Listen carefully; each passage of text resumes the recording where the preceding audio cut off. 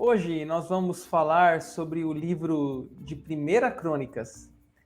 Todos são muito bem-vindos ao nosso canal Teologia Básica, onde aqui estamos estudando o panorama da Bíblia, de Gênesis a Apocalipse. 66 livros da Bíblia estão gravados aí de forma resumida, para que você possa aproveitar e junto comigo aqui estudar a Bíblia.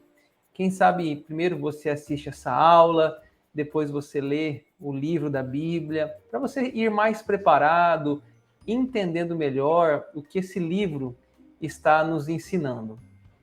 Então, para a gente começar, né, quem escreveu Crônicas? Né? Quem escreveu Crônicas? Bom, é bom dizer que os livros de crônica tem 1 Crônicas e 2 Crônicas. E eles faziam parte de um único livro, assim como 1 Samuel, 2 Samuel, 1 Reis, 2 Reis. E o livro de 1 e 2 Crônicas contam os acontecimentos, né, que já foram registrados no livro de 1 Samuel, 2 Samuel, 1 Reis, 2 Reis. Só que de um ponto de vista diferente, com algumas considerações diferentes. Podemos meio que falar que, assim como Mateus, Marcos e Lucas são chamados evangelhos sinóticos, contam a mesma história em pontos de vista diferentes, assim 1 e 2 Crônicas e 1 e 2 Samuel, 1 e 2 Reis são livros com as mesmas histórias, ou alguma história que tem um detalhe a mais, um detalhe a menos, mas com o mesmo período sendo narrado do povo judeu. E quem escreveu Crônicas, o autor de Crônicas não é mencionado explicitamente no seu livro, mas a tradição afirma que quem escreveu Crônicas foi Esdras. No entanto, não temos essa preocupação em determinar com exatidão quem foi o seu escritor, e ele é falado apenas como o cronista, né? O cronista escreveu. E para nós também, sempre eu tenho dito que isso é de menor importância. Eu quero apresentar aqui para vocês uma divisão do livro para ajudar você no entendimento. O livro pode ser dividido em duas partes. Os primeiros 9 capítulos tratam de genealogias, né? É bem chatinho, né? Você ler fulano gerou ciclano, que gerou beltrano. Os 9 primeiros capítulos, talvez você tenha vontade até de desistir, mas é só genealogia.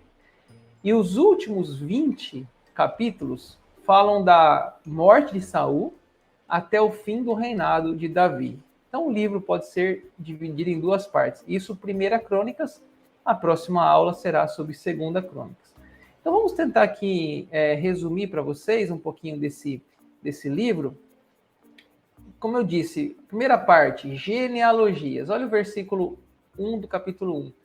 Adão, Sete, Enos, Cainã, Maalel, Jared, Enoque, Matusalém, Lamaque, Noé, Sem, Cã e Jafé. Então está aí, né, o nome desde Adão, do filho de Adão, do neto de Adão, e assim vai até chegar em Noé, os filhos de Noé. Os 9 primeiros capítulos do livro de 1 Crônicas não é muito interessante, né, para nós que talvez hoje, na nossa cultura, não nos interessamos muito por genealogias, mas para o judeu, as genealogias são coisas muito importantes. Da onde vieram, o início das coisas. E ali nos primeiros 9 capítulos, temos as 10 gerações de Adão até Noé, depois as 10 gerações até Abraão, depois de Abraão e a sua prole, Abraão, Isaque e os seus filhos, também Jacó e seus 12 filhos, e assim vai contando até chegar em Davi, né? Então é um relato de genealogias e vai chegar até a genealogia do rei Saul, quando realmente começa então a história de Saul, né? Então todo o capítulo 1, 2, 3 até o 9, você talvez não vai se identificar muito, assim como eu, pois fala muito de genealogia, né? Mas continue ali a leitura e você vai chegar no capítulo 10. Rei Saul, né? Capítulo 10. Os filisteus perseguiram Saul e seus filhos e mataram Jonatas, Abinadab e Malquissua, filho de Saul. Então, depois 9 capítulos, o capítulo 10 começa sobre o rei Saul. Mas diferente de Reis e Samuel e Reis, ele não vai, o cronista, né, não vai falar com detalhes o chamado de Saul, a unção de Saul, que Saul estava escondido na bagagem. Ele já vai começar no relato já do final da vida de Saul. Né? Nos livros de Samuel ali temos mais detalhes, mas no livro de Crônica somente o final da sua vida. E aí então o livro de Crônicas fala também do rei Davi, capítulo 11. Então todo Israel se juntou a Davi em Hebrom, dizendo: somos do mesmo povo de que tu és. Então a morte de Saul, Davi assume o reino, Davi é ungido rei. Você vai ter aí todo o registro dos nomes dos valentes de Davi, né? Ele tem um detalhe maior dos nomes de cada soldado de Davi, aqueles que foram fiéis a Davi. Temos os relatos das vitórias de Davi, das batalhas militares de Davi, do seu exército. Então, o cronista destaca mais toda essa parte, você vai verificar aí lendo da Bíblia. O capítulo 13, Davi e a Arca da Aliança. Olha o que diz o capítulo 13. Tornemos a trazer para nós a arca do nosso Deus, porque nos dias de Saul não nos valemos dela. Então, o cronista também registra a arca, né? Que era um símbolo na época da própria presença de Deus, né?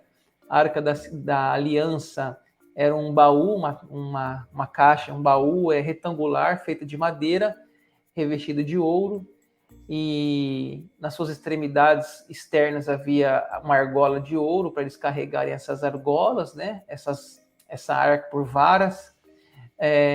A tampa da arca era feita de ouro e ficava a figura de 2 querubins.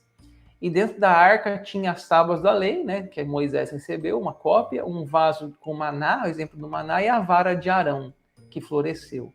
Então era um símbolo da presença de Deus, né? Lá antes de fazer o templo, quando ainda eles reuniam ali no tabernáculo, que era aquela tenda no meio do deserto que eles montavam e desmontavam, ela ficava no Santo dos Santos, né, no lugar separado.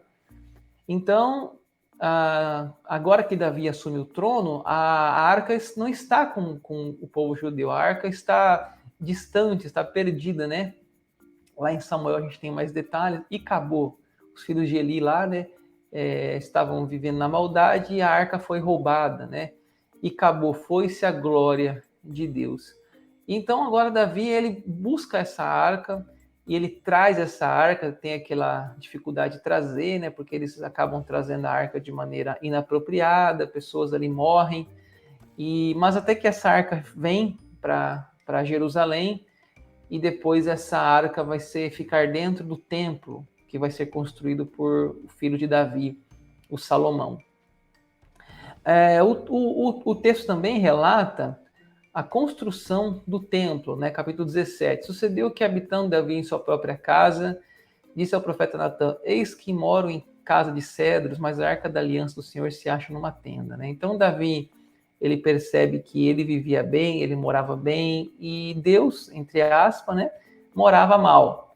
Que a arca, simbolizando a presença de Deus, vivia numa tenda, e ele deseja construir um templo, que vai ser o primeiro templo, né, que é chamado Templo de Salomão. Mas Deus fala para ele que quem vai construir não vai ser ele, vai ser o filho dele, porque ele foi um homem de guerra, as suas mãos estavam sujas de sangue. E aí Davi vai ajudar na construção do templo, né, os preparativos. Então chamou a Salomão seu filho e ordenou que edificasse casa ao Senhor Deus de Israel. Disse Davi a Salomão: filho meu, tive a intenção de edificar uma casa ao nome do Senhor, meu Deus. Então Davi, né, ele fala com seu filho que ele tem esse desejo de construir uma casa para Deus, exorta o seu filho a ser corajoso, a ser homem de verdade, e Davi ajuda a juntar recursos financeiros.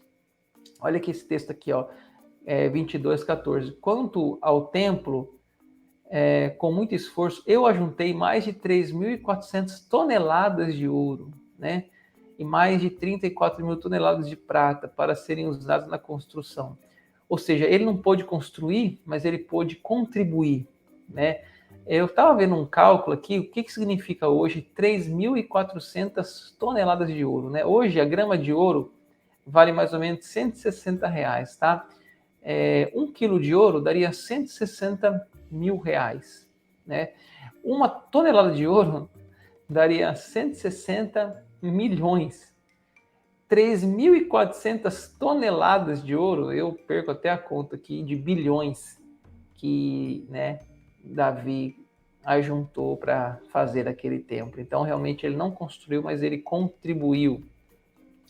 Antes dele morrer, ele dá para seu filho Salomão a ideia, o projeto. Davi os repartiu por turno, o segundo filho de Levi, Gerson, Coate e Merari, né? Então, vai dizer ali o capítulo 23 em diante, que Davi vai falar para o seu filho colocar o turno dos levitas, o turno dos sacerdotes, a função dos cantores, os porteiros, os guardas do tesouro. Ou seja, cada um vai ter uma função, e ele deixa tudo isso bem organizado para o seu filho dar continuidade. E Davi, então, comissiona Salomão, no capítulo 28, deu Davi a Salomão, seu filho, a planta do pórtico com as suas casas, as suas tesourarias, os seus cenáculos e as suas câmeras interiores, como também da casa do propiciatório, né? Ele dá ao seu filho os projetos arquitetônicos do templo, contribui com o ouro, como já falamos, e ali tem uma oração de Davi, agradecendo a Deus pela bênção que Deus tem dado ao povo, pelos recursos, e que a bênção de Deus continue, né, sobre o seu filho. Ele não vai poder construir, mas seu filho vai construir. E aí no capítulo 29, morreu Davi, né, em ditosa velhice, cheia de dias, riquezas e glória, e Salomão, seu filho, reinou em seu lugar, né? Davi reinou 40 anos, e Davi morre numa velhice saudável, cheio de dias, e Salomão assume o reino, né? E aí nós vamos ir para o livro de 2 Crônicas. Então, espero que você leia a Bíblia, que você conheça a Bíblia. Aqui o objetivo é fazer esse panorama, esse resumo, para você que às vezes lê a Bíblia e não entende. Então, espero que esse conteúdo te ajude e peço que você se inscreva no canal, se não é inscrito, deixe seu curtir, o seu comentário aí nos comentários, né? Que bom que você aí tá participando. Fala alguma coisa que você achou interessante aí. E agradeço e peço também para você se inscrever no meu Instagram, @Pastor Daniel Dutra, está aí na tela, que você possa se inscrever lá e a gente vai se falando também pelo Instagram, tá bom? Deus abençoe os estudos, o seu conhecimento da palavra de Deus.